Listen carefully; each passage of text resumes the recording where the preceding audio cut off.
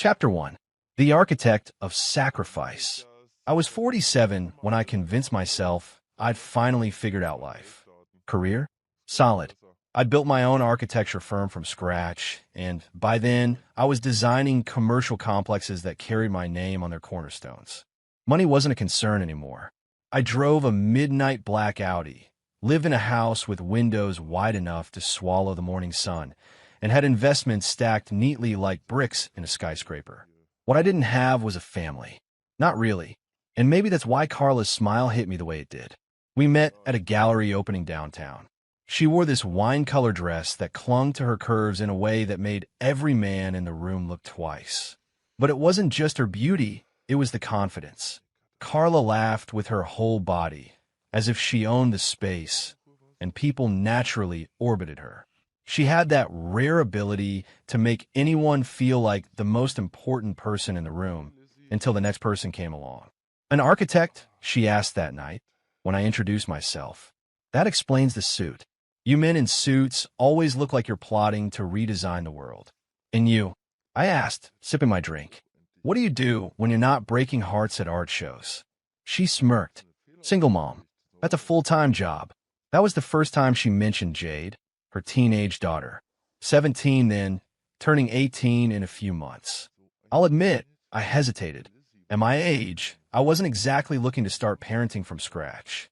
But Carla had this way of making obstacles sound like opportunities. You'd like her, she said casually. She's artistic. Stubborn too. Just like me. I smiled, half cocky, half guarded. Then I suppose I don't stand a chance with either of you.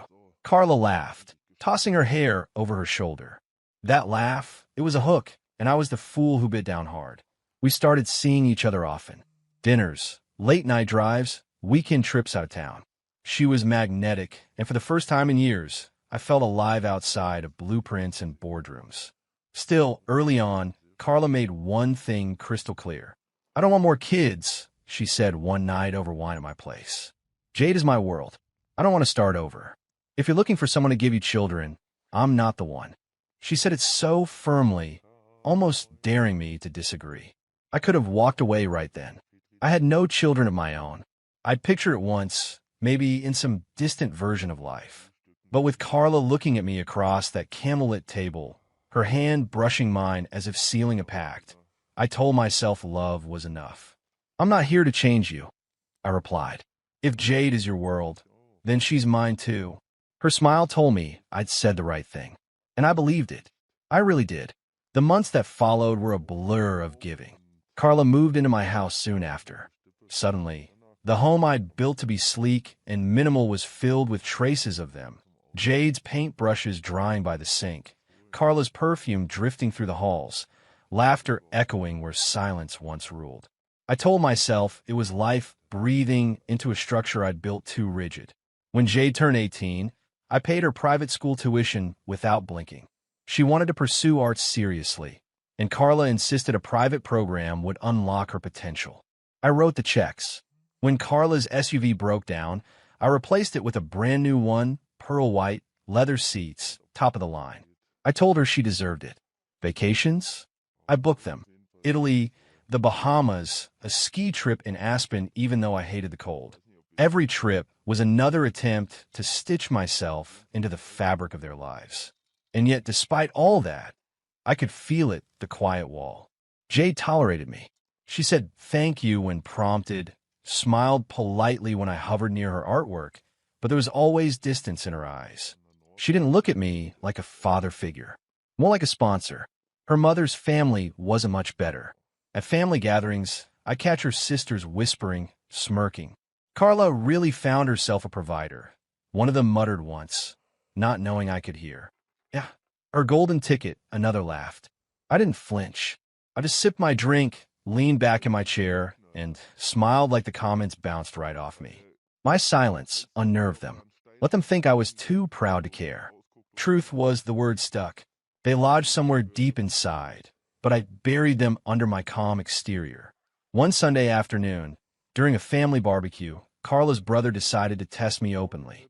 So, architect, he said, leaning over the grill with a beer in hand. You really planning on footing Jade's college bill too? That's what? Another few $100,000? For a kid who isn't even yours. The table went quiet. Carla didn't defend me. Jade didn't either. I smiled, slow and deliberate. Money isn't the issue, I replied. What matters is giving her the best chance at success. And besides, I raised my glass. I'd rather spend it on family than waste it on myself. He scoffed, but I caught the flicker in his eyes. My composure bothered him more than if I'd snapped. That became my weapon, calm, cocky indifference. They laughed, mocked, and dismissed me, but it never gave them the satisfaction of seeing me break. Still, late at night, lying awake beside Carla's sleeping figure, I felt the cracks forming. I'd built skyscrapers, whole districts even, but I couldn't build a bridge into this family. No matter how much I gave, no matter how many checks I wrote or trips I booked, the feeling lingered. I was a guest in my own home, a man living among people who tolerated him, not loved him. But I told myself it was temporary. That patience, loyalty, and sacrifice would eventually pay off. Because what was love, if not sacrifice?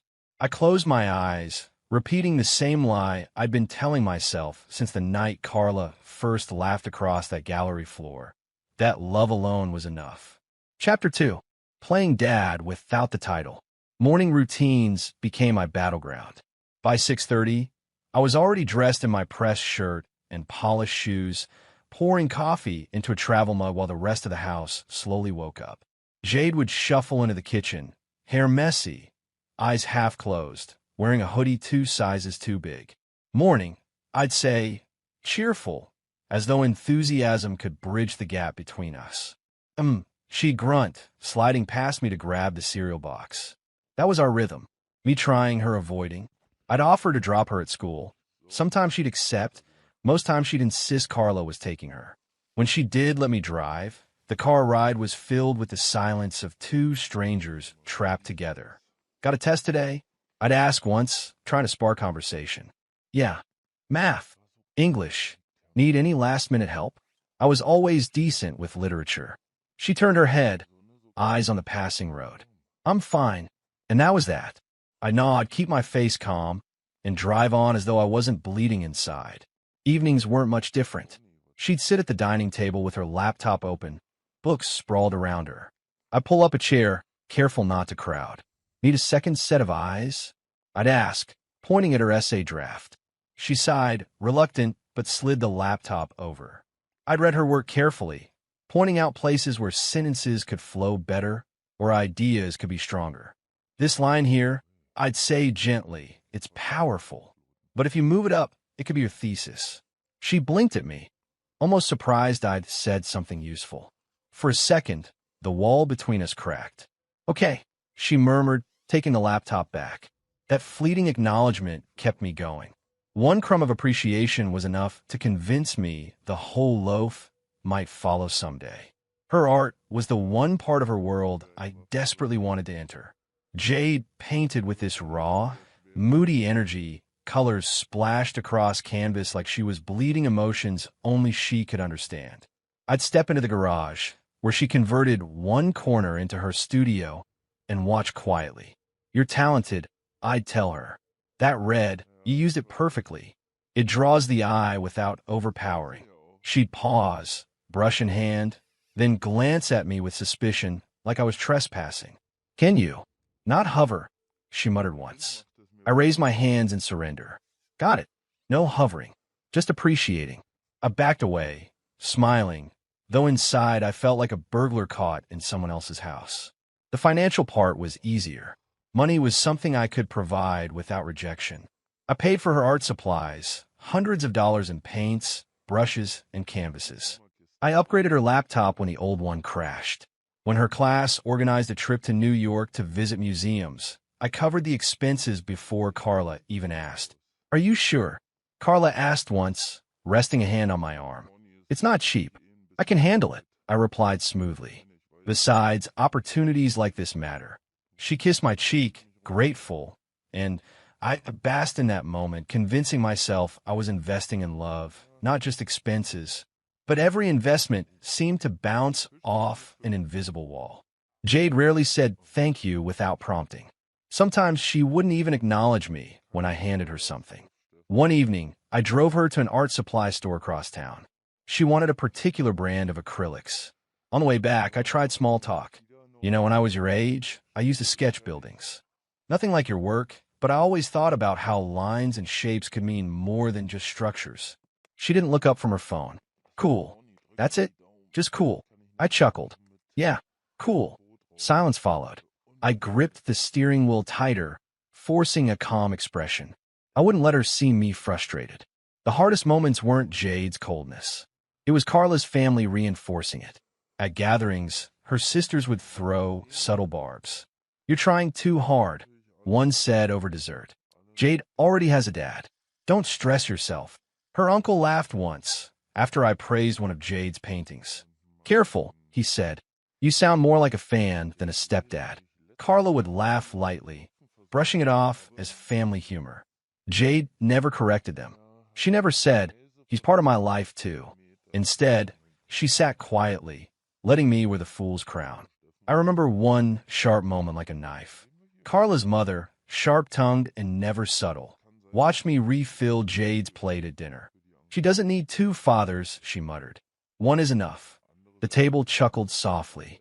I kept my composure, my trademark smirk plaster on my face. Don't worry, I replied smoothly. I know I can't compete with biology. I'm just here to make sure no one starves. The family laughed harder. Some thought I was witty. Others thought I was pathetic.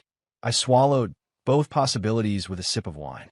Late at night, after everyone had gone to bed, I'd sit at my desk with a glass of whiskey, staring at my own blueprints. Clean lines, perfect measurements, foundations that could weather storms. Buildings made sense. Families didn't. I replayed the moments over and over, the cold silences in the car, the reluctant nods over homework, the mocking laughter at dinner tables. And still I told myself, patience. Love takes time. She'll see eventually. She'll understand what I've done for her. It was easier to believe that lie than to admit the truth. I was pouring bricks into a foundation that wasn't mine. One night, I overheard Jade on the phone with a friend. Yeah, he's nice, I guess, she said, but he's not my dad. He's just around, like a sponsor. A sponsor. I leaned against the hallway wall, the word echoing in my skull. I wanted to storm in, demand acknowledgement, but I didn't. I slipped quietly back into my study, poured another drink, and sat in silence. My reflection in the glass smirked back at me, as if mocking my own stupidity. Still, I held on to the smallest of victories. The one time she accepted my editing advice on her essay. The few car rides where she hummed along to the radio instead of glaring at her phone. Those crumbs convinced me to stay the course. Patience will pay off, I whispered to myself. It has to. But deep down, another voice whispered darker truths. I wasn't a father here. I wasn't even a stepfather. I was a visitor tolerated for my usefulness, not welcomed for my presence. I was building a house on someone else's land. And one day, I feared they'd remind me it was never mine to begin with. Chapter 3. Cracks in the Foundation. At first, I told myself I was imagining it. That people in long relationships went through phases, ups and downs, little stretches where one partner seemed distracted. But over time, the distractions became Carla's default. She wasn't cruel, just absent. One Friday evening, I suggested a family movie night. I bought popcorn, rented a new release, even set up the living room with extra pillows and blankets to make it cozy. Carla walked in, glanced at the setup, and chuckled lightly. You really went all out, huh? Thought it'd be nice, I said, grinning. The three of us, just relaxing. She shook her head. I've got work to catch up on. What about Jade? I asked. She's out with friends. You should have checked with us first. The words stung. I had checked. Earlier in the week, I'd mentioned it at dinner. Neither of them said no. But instead of pointing that out, I just smiled thinly and let the popcorn grow stale. The indifference spread like cracks in concrete. On Saturday mornings, I'd suggest we drive somewhere, maybe the coast, maybe a little mountain getaway. Carla always had an excuse. Too busy. Too tired. Not in the mood. One morning, I tried again. What about next weekend? Just us. We could drive up north, rent a cabin. Carla cut me off, scrolling through her phone. God, you always want to plan something. Can't we just? Nah. I swallowed the response that clawed its way up my throat. Instead, I gave a small, practiced smirk and said, sure. Just thought I'd try to make memories. She didn't even look up. The more I noticed, the harder it became to ignore. At a dinner with Carla's extended family, her cousin made a joke at my expense. Careful, if you let him keep planning trips, he'll have you two backpacking across Europe while he carries all the bags, the cousin quipped. The table erupted in laughter. Carla laughed the loudest. I glanced at her, searching for even a flicker of defense, but she wiped tears from her eyes as though the joke was the funniest thing she'd ever heard. You'd probably like that, wouldn't you? She teased, nudging me. Playing the porter? The table roared again. I forced a grin, raised my glass, and said nothing. Inside, something cracked. Later that night, I tried to talk to her about it. Do you realize how it feels when you laugh like that? I asked quietly, sitting on the edge of the bed. Carla, brushing her hair in a mirror, didn't even pause. It was a joke. Don't be so sensitive. It didn't feel like a joke, I pressed. She turned, eyebrow arched. So now I can't laugh? Do you want me to walk around on eggshells just to protect your feelings? I exhaled slowly. I want you to treat me like your husband, not a punchline. She rolled her eyes. You're overthinking everything. And with that, she switched off the light, climbed into bed, and turned away from me. Conversation over. The pattern repeated. Carla grew colder in small, cutting ways. At family dinners, she laughed at every slight. When Jade made a sarcastic jab, Carla smirked instead of correcting her. When relatives nudged at me about being the item, Carla sipped her wine, silent but smiling. Once, at a friend's gathering, someone teased me about how much I worked. He's probably at the office more than he's home. Poor Carla must be lonely. Carla laughed and said, well, at least it keeps him out of my hair. Everyone chuckled. I chuckled too, like it didn't slice into me. But later, when we were alone, I asked why she said it. Because it's true, she replied simply, scrolling through her phone. The loneliness was heavier than silence. It was the kind of isolation that existed even in company when the person beside you felt a million miles away. I tried harder, foolishly thinking effort could glue us back together. Let's have dinner at that place you like downtown, I suggested one Friday. Not hungry, she said. What about a spa day? Just you and me? Stop pushing, she snapped. Why can't you just relax? So I learned to stop asking. But my silence wasn't weakness. Silence became my armor. Where family mocked, I smiled and sipped my drink. When Jade rolled her eyes, I nodded and moved on. When Carla dismissed my efforts, I swallowed the sting and tucked it away like ammunition. Because sometimes silence is sharper than anger. Silence unsettles. Silence lingers. I had mastered it. Every crack in the foundation made me more certain. Something was shifting and not in my favor. I didn't know when or how, but I could feel it, the weight of an inevitable collapse pressing down on the beams of our life together. Quiet suspense buzzed beneath every dinner, every car ride, every bedtime silence. It was coming. Something explosive, and all I could do was wait. Chapter 4. The birthday he bankrolled. The house smelled like roses and vanilla frosting that morning. I'd spent weeks arranging everything for Jade's 19th birthday. The caterers, the decorations, the rented marquee out in the backyard. White tents with golden drapes, strings of fairy lights twinkling even in daylight, and a DJ booth set in the corner ready to fill the night with music. It wasn't just a party, it was a spectacle. Because if love couldn't win her over, maybe generosity could. Carla breezed through the living room in a silk robe, surveying the place like she owned every inch of it. Wow, she said, sipping her coffee. You really went all out. I smiled. She only turns 19 once. Carla kissed my cheek absently. Good thing you're good with money. The words weren't gratitude. They were acknowledgement. Like I was the event planner she'd hired, not the man who slept in her bed. By evening, the house was alive. Music thumped, chatter bubbled, laughter filled the air. Jade's friends arrived in clusters, dressed in glitter and heels. Carla's sisters and cousins swarmed the buffet, complimenting the spread I'd paid for as though the food had appeared by magic. I stood near the entrance, greeting guests like a host should, smiling, shaking hands, pouring drinks. Nobody really looked at me, though. They looked past me, toward Carla, toward Jade, as if I were part of the furniture, useful but invisible. When Jade finally came down the stairs, the party stilled for a moment. She wore a pale blue dress, her hair curled delicately, makeup sharp enough to belong on a magazine cover. She was radiant, young, confident, untouchable. Everyone clapped and cheered. Phones flashed. She basked in the attention, chin lifted, smile wide. Carla nudged me. "She's beautiful, isn't she?" "She is," I said softly. And I meant it. The gifts came later. A table had been set up near the marquee, stacked with shiny bags and wrapped boxes. Guests gathered as Jade began unwrapping them, squeals and cheers rising at each reveal. Jewelry, clothes, gift cards, it was a mountain of adoration. When it was my turn, I stepped forward with the gift I'd spent months curating. A large, flat box, wrapped in silver paper.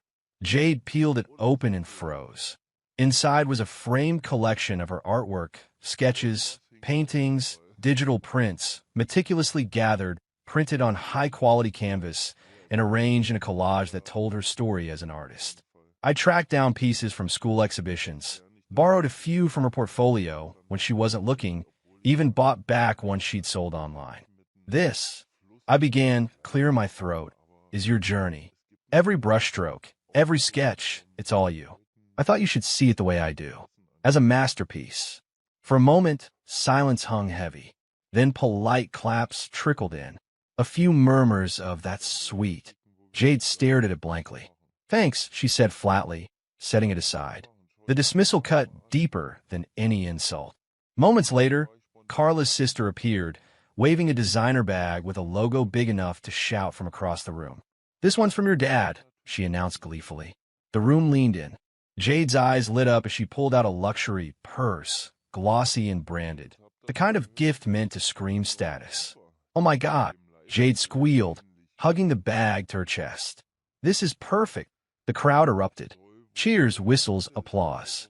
I stood frozen, my framed labor of love sitting forgotten in the corner, overshadowed by a leather purse bought by a man who hadn't shown up. "Leave it to her real dad," someone muttered. "Always knows how to impress." Then it happened. The moment that cracked everything wide open. Jade, still clutching the purse, turned toward me. Her eyes sparkled with cruelty wrapped in teenage arrogance. "You're not my real dad," she said loudly, so everyone could hear. "You'll never replace him." The air sucked out of the room. Heads turned. Guests stifled grins behind their glasses. Carla's sisters exchanged knowing looks. And then laughter. It started small, then spread like fire. Snickers, chuckles, outright cackles. A chorus of amusement at my expense. Carla? She laughed too. Loud, unrestrained, tilting her head back like it was the best joke she'd ever heard. I stared at her, waiting for her to say something, anything to soften the blow. But she only leaned closer to Jade and added, "If you have a problem with this, go and give birth, old man." The words sliced me clean in two. For a split second, silence inside me screamed louder than the party around us. I felt my jaw clench, my chest tighten, my fingers curl. They expected me to explode, to defend myself, to cause a scene that would validate every cruel whisper they'd ever said about me. But I didn't. I did what I'd always done. I smiled. A calm, deliberate smile, as though none of it touched me, as though I was a man 10 steps ahead. The laughter rolled on. Carla clinked glasses with her sister. Jade paraded her new purse like a crown jewel. And I stood there, still and unshaken. But inside, one thought rang clear, final, undeniable. Game over. Chapter 5. The calm before the storm. That night, the house was silent, but silence never felt so loud. I lay in bed beside Carla, staring at the ceiling while her soft, even breaths filled the room. She slept soundly, as if nothing had happened, as if her laughter earlier hadn't been the knife that finally severed me from whatever illusions I'd been clinging to. The faint glow of the streetlight cut across the ceiling, and my mind replayed the party in fragments. Jade clutching that purse like a trophy. Carla's sisters giggling. Carla herself, leaning in with that cruel smirk. "If you have a problem with this, go and give birth, old man." I turned my head to look at her. She was curled on her side, back to me, one arm tucked under her pillow. I studied her the way an architect studies a crumbling building, seeing every crack, every failing support beam, every place where repair wasn't worth it anymore. And in that quiet, I admitted something I'd been refusing to say aloud for years. I wasn't her partner. I wasn't Jade's stepfather. I was a sponsor, a walking wallet in a tailored suit, a guest in my own home. My chest tightened, not from anger this time, but from the weight of years of humiliations I had ignored. They rose in my memory, one after another, like ugly portraits on the walls of a gallery I never meant to visit. The time I leaned in to kiss Carla while she was cooking, and she pushed me away with a laugh. Not now, I'm busy. You're like a teenager sometimes. The sting had been sharp, but I swallowed it, pretending she was just stressed. Or the night Jade came home with a school project, and I offered to help. I've got it, she said, rolling her eyes. You wouldn't understand anyway. Her tone wasn't just dismissive, it was mocking. Like the very idea of me contributing was absurd. And then there were the family gatherings. The sly remarks from her relatives that slipped like daggers under the skin. Careful, you'll spoil them, her aunt teased when I paid for vacation. ATM machines don't last forever. Or the time her brother smirked and asked, how much does it cost to keep a family that isn't yours? Everyone had laughed. Carla too. And me? I raised my glass and smiled like I hadn't just been gutted in front of an audience. I closed my eyes, replaying each moment. I realized how I'd treated my silence as a badge of honor.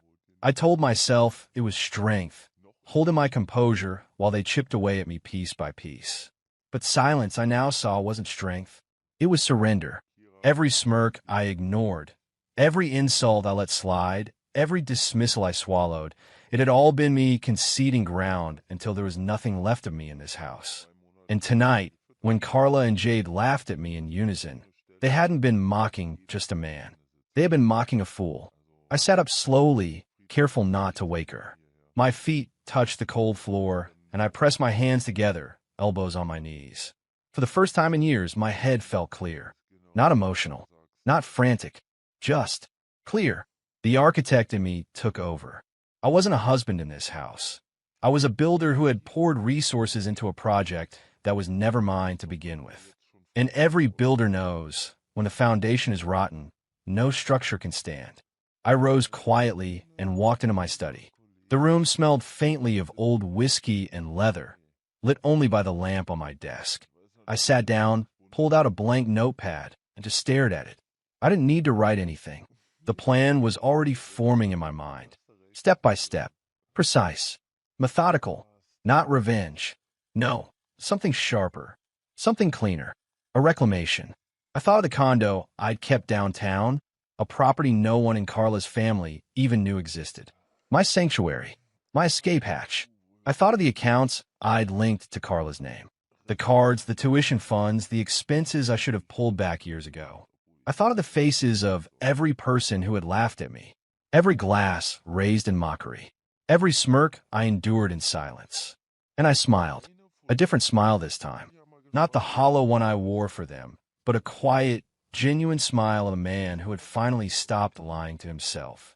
I leaned back in the chair, hands folded across my chest. The storm was inevitable now. But storms don't announce themselves with thunder right away. They start with pressure, slow, building, unstoppable. And I felt that pressure rising in me. For years, I had built on sand. Now I was done building for them.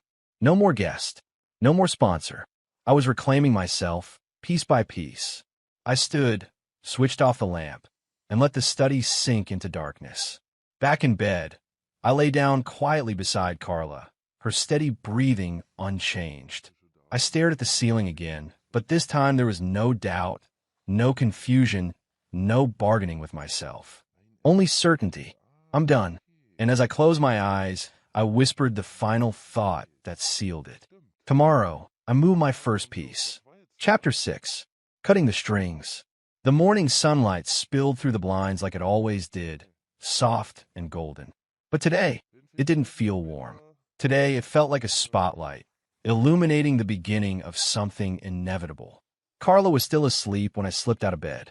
Her hair fanned across the pillow, Her face relaxed in a kind of innocence she hadn't earned in years. I stared at her for a long moment, not with love, not even with anger, but with the cold detachment of a man observing a stranger. I had played the husband. I had played the stepfather. I had played the fool. Now it was time to play myself. I dressed in silence, choosing one of my tailored charcoal suits.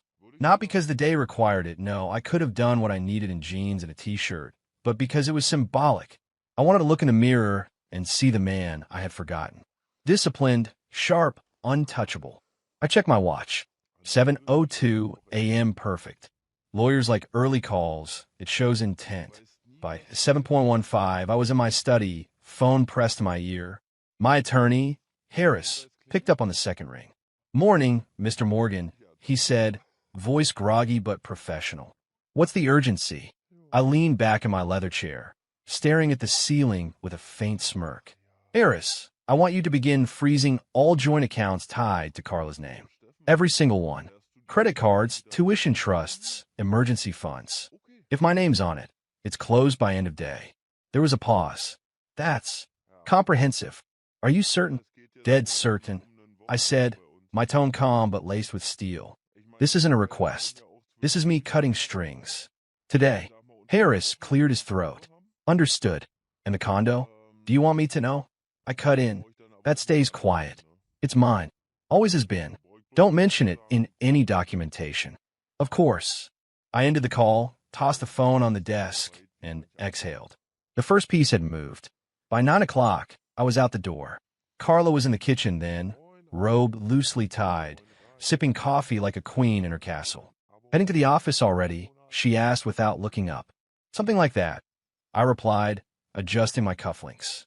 She barely nodded, scrolling her phone. She didn't even notice the small suitcase I wheeled past her. I allowed myself a faint smile. Let her think nothing had changed. The real show hadn't started yet. The drive downtown felt different that morning. Usually, I'd sit in traffic simmering in quiet frustration, but today I felt light, almost amused. My downtown condo waited for me like a secret I had kept too well, a backup plan I never thought I'd use. When I pulled into the underground garage and stepped into the private elevator, it felt like entering another life. The doors opened to a sleek, modern space. Glass walls, dark wood floors, a view of the city skyline that belonged to me alone. I set the suitcase down, walked to the floor-to-ceiling windows, and whispered to myself, "Welcome home." By noon, the phone calls began. The first was Carla. "Hey," she said casually, "my card just declined at the grocery store. Can you check with the bank?" I smiled, sipping my espresso. "Strange. Maybe call them yourself." "Well, I did, and they said the account's frozen." "Do you know anything about that?" "I do," I said smoothly. "I had it frozen." Silence. Then a sharp intake of breath. "What? Why the hell would you?" "Because," I interrupted, my tone cocky, but even I realized I've been financing a circus. "And newsflash, Carla, I'm done being the clown." Her voice rose, shrill now. "Are you out of your mind? Jade needs tuition. I need to pay the bills." I chuckled. "Correction. You need me to pay the bills. Jade's not my daughter, remember? You made that clear. And as for you, well, you made your bed. Hope it's comfortable." Before she could explode further, I ended the call and set the phone down with deliberate calm. Not long after, my lawyer emailed confirmation. All accounts frozen. All cards disabled. Access denied. I poured myself a drink, even though it was barely afternoon, and sat back, savoring the moment. The city buzzed below, alive with noise, but up here, I was untouchable. By evening, the calls turned desperate. Carla again, this time with panic lacing every word. "Listen, this isn't funny. The rent, the utilities, they're all set up with your accounts. What am I supposed to do?" I swirled the amber liquid in my glass. "Figure out. You can't just cut us off like this." "Can I?" I smirked, though she couldn't see it. "See, Carla, you wanted independence. You wanted to remind me at every turn that Jade has a father. That I'm just, what was it, a sponsor? An old man trying too hard." "That was a joke," she stammered, her voice cracking. "No, Carla," I said softly, almost like a whisper. "That was the truth. And you laughed. Now it's my turn. The silence on the line stretched, broken only by her ragged breathing. Then, the pleading began. Please don't do this. We'll work it out. I didn't mean, but I hung up again, leaving her voice to echo in the empty line. That night, I stood on the balcony of my condo, the city lights glittering beneath me like 1,000 tiny victories. For years, I had given everything, money, time, patience, all in hopes of earning love that was never mine to begin with. But tonight, I wasn't empty. I was free. And somewhere across town, in that house that was never truly mine, Carla was finally realizing what it meant to lose the lifeline she had mistaken for loyalty. The man she mocked, the ATM she and her family ridiculed, the fool they thought they could use forever, was gone. Her empire of entitlement had collapsed overnight. And her panic? That was music. Chapter 7. Carla's Denial. The condo smelled of coffee and leather when a knock came, loud, impatient, and repetitive. Carla never had patience for anything, especially when she wasn't in control. I took my time walking to the door. I even sipped my espresso before turning the handle, savoring the anticipation. When I finally opened it, she was there, arms folded across her chest, lips pressed tight in a smirk that tried too hard to be confident. "So this is where you've been hiding," she said, stepping past me as if she owned the place. Her eyes swept across the open-plan living room, the floor-to-ceiling windows, the polished marble counters. Of course, a secret bachelor pad. Figures. I closed the door behind her with deliberate slowness. "Nice of you to finally notice, Carla. 13 years, and you never once asked where I disappeared when I needed air." She turned on me, eyebrows raised, voice dripping sarcasm. "So this is it, huh? You're really divorcing me over a joke." I laughed, not loudly, but low and sharp. I let it linger in the room before I answered. "A joke." I took a step closer, and she flinched without meaning to. "No, Carla. I'm divorcing you because I stopped existing in that house a long time ago." You just buried the body with laughter. For the first time in years, she didn't have a comeback. Her mouth opened, then closed. She looked around again, as though the glass walls would offer her words. Her silence didn't last long. Carla always filled the air when she was nervous. "You're blowing this out of proportion. You're dramatic. You always have been." She gave a little laugh, but it cracked halfway through. "It was Jade's birthday. Families joke. People laugh. And you sulked like some martyr." I tilted my head. "Martyrs die for something, Carla. I was dying for nothing." Her smirk faltered.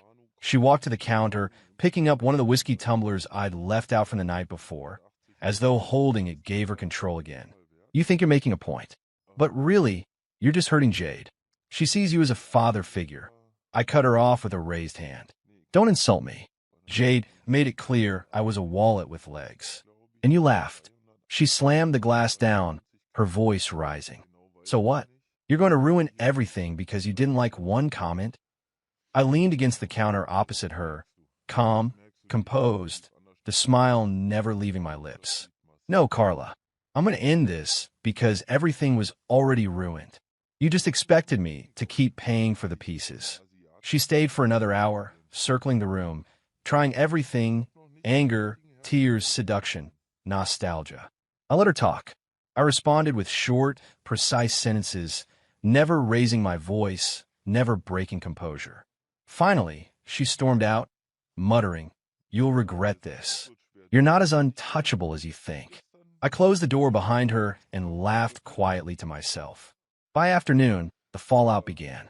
Jade posted on social media first. I didn't follow her, but word travels quickly in families that feed on gossip.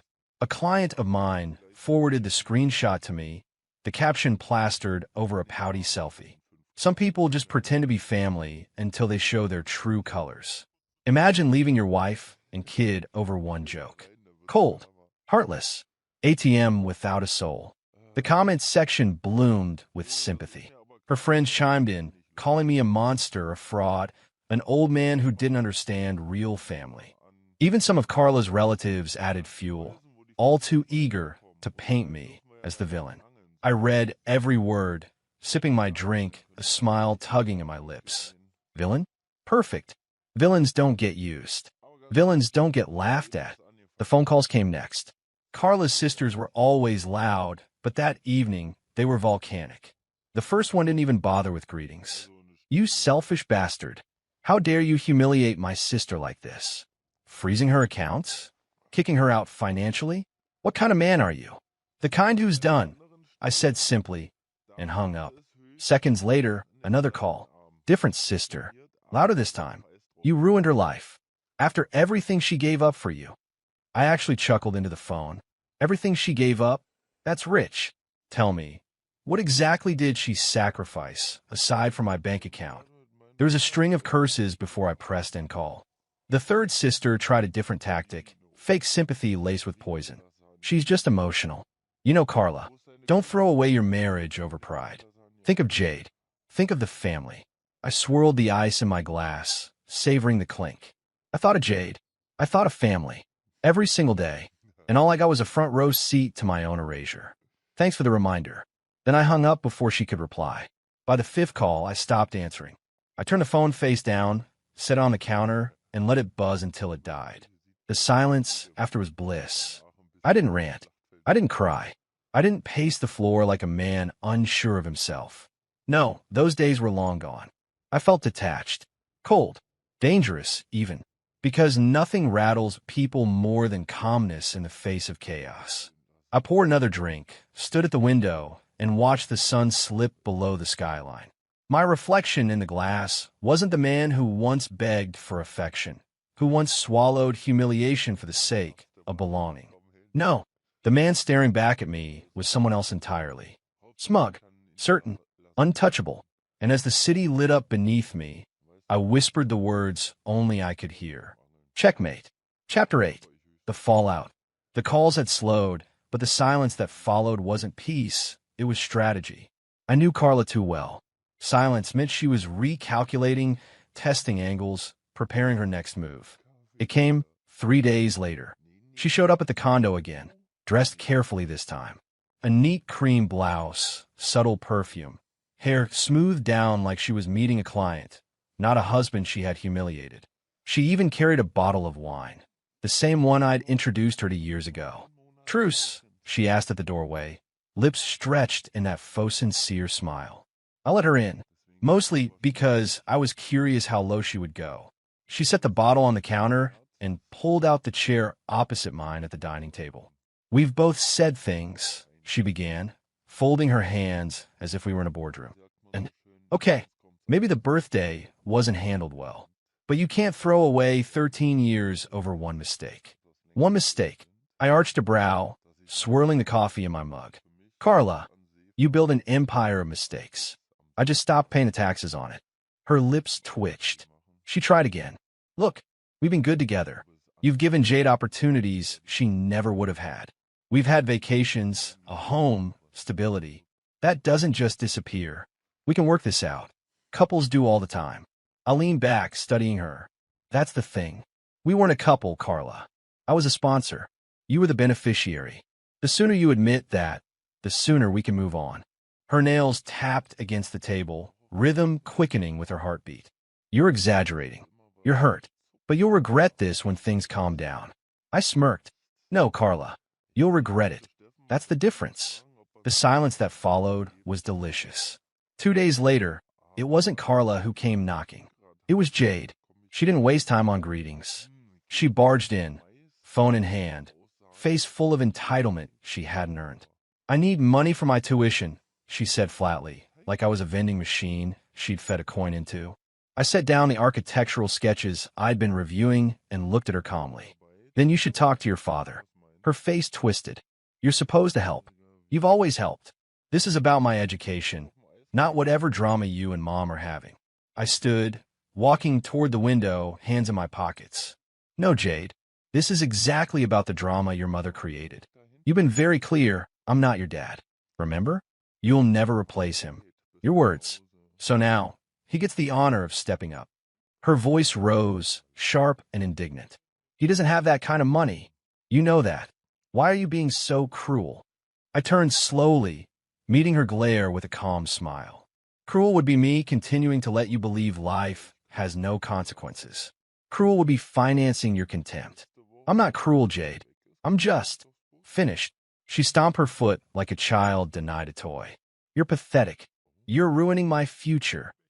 No. I corrected softly, walking closer until my voice was low and inescapable. Your future was never mine to build. I've spent years drawing blueprints on land that didn't belong to me. That construction ends today. Her jaw dropped, but before she could spit another insult, I gestured toward the door. You should go. And when you see your father, tell him it's his turn. He's been missing opening night for far too long. She stormed out, slamming the door so hard the frame shuddered. I didn't flinch. The real storm came from Carla's family. Once the tuition money dried up, the texts and voicemails turned ugly. No more guilt trips cloaked in sympathy. Just venom. You're disgusting. Using a child to get back at her mother. You'll die alone. Don't expect anyone at your funeral. Everyone knows now you were nothing but an ATM, and not even a good one. I played the messages on speaker while making dinner, the insults bouncing off the marble walls. Each one felt like a weak punch thrown underwater, lots of effort, no impact. The truth was sinking in for them. The faucet was off, and no amount of screaming would turn it back on. Carla tried once more, this time over the phone, her voice sugar-coated but trembling beneath. Look, can we just work something out? Maybe not the marriage, fine, but Jade's tuition, her living expenses. You don't want her to struggle, do you? That's not who you are. I let the silence stretch until she finally whispered, please. Then I spoke, my voice even measured. Carla, I was who you wanted me to be for 13 years. Provider, punching bag, ghost. But I'm done. Let her father do what fathers are supposed to do. She exhaled shakily, then snapped. He can't, and you know it. That's not my problem, I said, and ended the call. The fallout wasn't loud on my end. Not anymore. Their rage, their threats, their insults, it was all noise. I didn't raise my voice. I didn't need to. Every withdrawal of my money, every refusal of my time, every calm no landed sharper than any argument I could have made. And as I sat on the balcony of my condo that night, glass in hand, the city lights sprawling below like stars I'd drawn myself, I felt something I hadn't in years. Satisfaction. Cold, quiet, complete. I didn't raise my voice. I whispered to the night. I didn't have to. Chapter 9. Rebuilding on his own terms. Months passed, and the world kept spinning as if nothing had changed, but I knew better. Everything had changed. The house on the hill, the laughter that once echoed through its rooms, the endless financial gymnastics, all of it was gone, replaced with quiet streets, morning sunlight streaming through my downtown condo, and the first real taste of freedom I had ever known. At first, the silence was uncomfortable. I had been a man whose identity had been tied to obligations, to expectations, to a facade of love that never truly existed. But the silence soon became a mirror. I saw myself clearly for the first time in years, imperfections, desires, vulnerabilities, all of it unmasked. I started therapy cautiously, skeptical at first. The idea of sitting across from a stranger and unpacking 13 years of betrayal, humiliation, and financial manipulation seemed almost indulgent. But I found solace in admitting things aloud that I had swallowed for too long. You ignored the red flags because you craved love, the therapist said during one session, pen poised above a notebook. I tilted my head, the irony hitting me with a bitter twist. So my entire adult life was a construction project built on my own neediness? She smiled gently. Not the entire life, but enough that you allowed people to define your worth. Her words stung, but they also freed me. I spent weeks revisiting the memories, the moments I justified. Carla laughing at my suggestions, Jade rolling her eyes at my patience, the family calling me an ATM while I smiled politely. I had accepted the facade of family because I wanted to believe love could be earned with cash and time. And now, I was learning the opposite. Love couldn't be bought. It had to be given and received in equal measure. One rainy afternoon, months after the dust of divorce had settled, I found myself in a quiet cafe. I rarely sought companionship, but friends had insisted I mingle, that the world didn't end just because one chapter had closed. I sat reading architectural journals, savoring a latte, when she walked in. Her presence was understated but commanding. She carried herself with a confidence that didn't demand attention. It earned it. Our eyes met briefly, and she smiled, the kind of smile that acknowledged you without dissecting you. I didn't approach her immediately. Instead, I observed the architect in me assessing angles, balance, and form.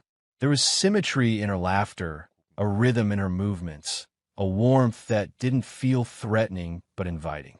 After a moment, our conversation began naturally. "I haven't seen you here before," she said, tilting her head. "Neither have I," I replied with a grin.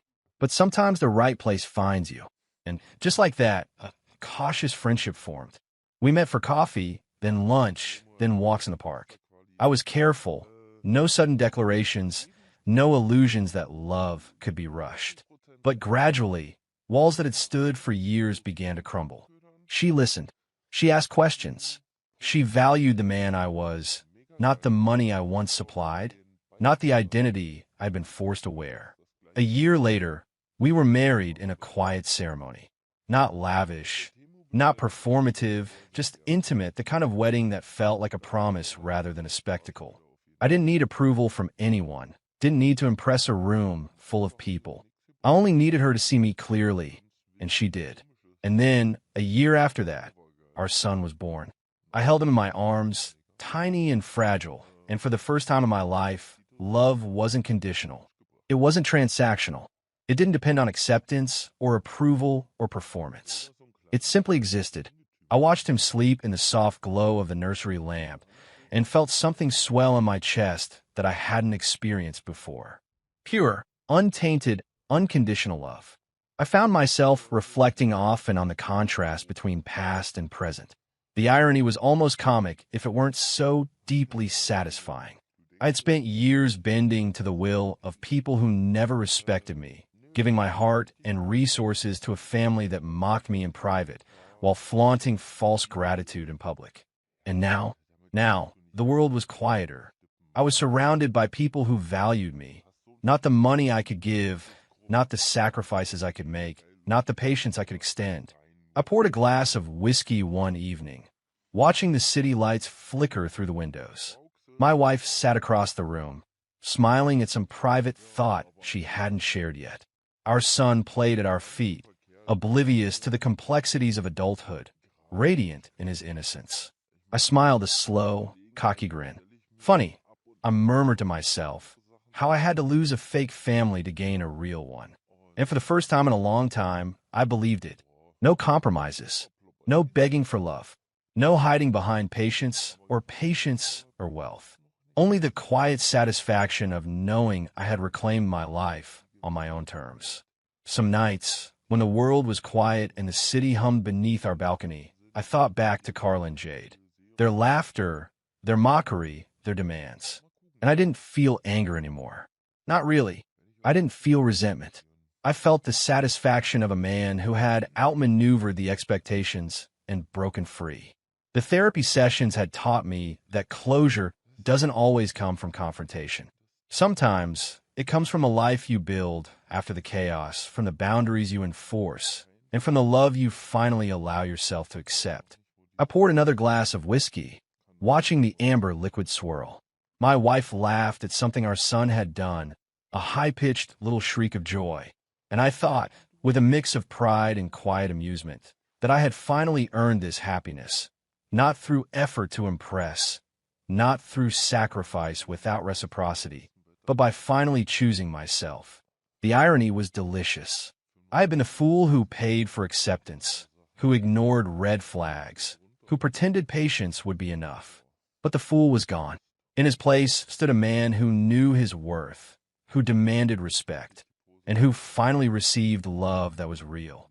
As I looked down at my son, tiny fingers clutching at the blanket, I realized that everything I had endured, the humiliation, the mockery, the endless negotiations and betrayals, had led me here. Every late-night silence, every laugh at my expense, every dollar spent in vain had been preparation for a life I actually wanted to live. And the best part? I had built it myself. I didn't have to justify it to anyone. I didn't have to compete for love or approval. I didn't have to chase validation in the eyes of people who never respected me. Only the quiet, cocky knowledge that I had finally done it right. I leaned back in the chair, swirling the whiskey, and let the cityscape stretch before me, a testament to the life I had reclaimed. Funny how life works, I thought. Pain, betrayal, loss, they were all temporary. But the lessons endured. And in the end, the reward wasn't revenge or retribution. It was something far rarer, far more satisfying. I smiled again, this time at nothing in particular. Funny how I had to lose a fake family to gain a real one. Chapter 10. The postcard that didn't matter. The mailbox clanged shut, jolting me from the quiet Sunday morning in my downtown condo. I walked over, expecting the usual, a stack of bills, the weekly flyers, but instead there it was. A thin, crisp envelope with an unfamiliar postmark. I picked it up, turning it over in my hands. The handwriting was unmistakable. Carla. I smirked and carried it into the kitchen, placing it on the counter without opening it. My wife, perched on a stool with our son clinging to her leg, glanced up. "Another bill?" she asked, not looking worried. "Something like that," I said, letting the smirk linger. Curiosity tugged at me, though I knew exactly what this was. I slit the envelope with a precise flick of the blade of my pocket knife and pulled out the postcard. It was one of those touristy cards, a cliché snapshot of some tropical beach. The message inside, brief and carefully neutral. "Thinking of you. Hope you're well. See." I set it down again and chuckled softly, shaking my head. Carla's attempt at connection, or perhaps a guilt-laced token, was about as sharp as a wet noodle. The years had taught me one thing. Words alone couldn't reach me anymore. My son, oblivious to the weight of adult correspondence, toddled across the kitchen floor, tripping over his own feet. I caught him effortlessly and lifted him into my arms. His small face beamed up at me, eyes bright, innocent, unburdened.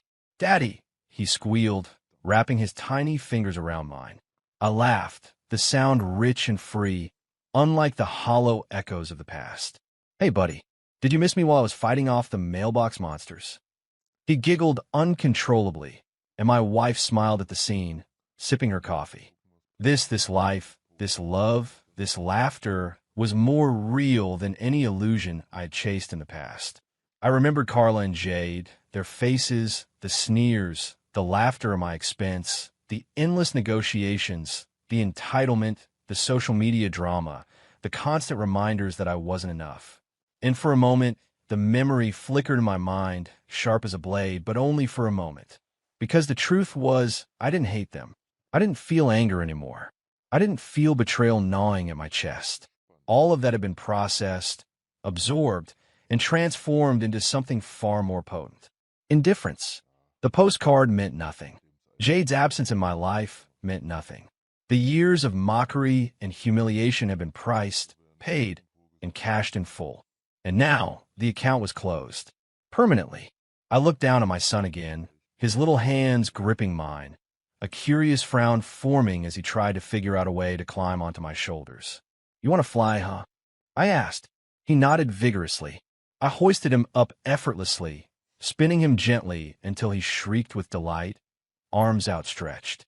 From the balcony, the city stretched beneath us, alive and sprawling, filled with thousands of lives intersecting in endless chaos. I realized I hadn't felt this calm, this untouchable in decades. The morning light caught the postcard again, lying innocuously on the counter. I picked it up one more time and studied it.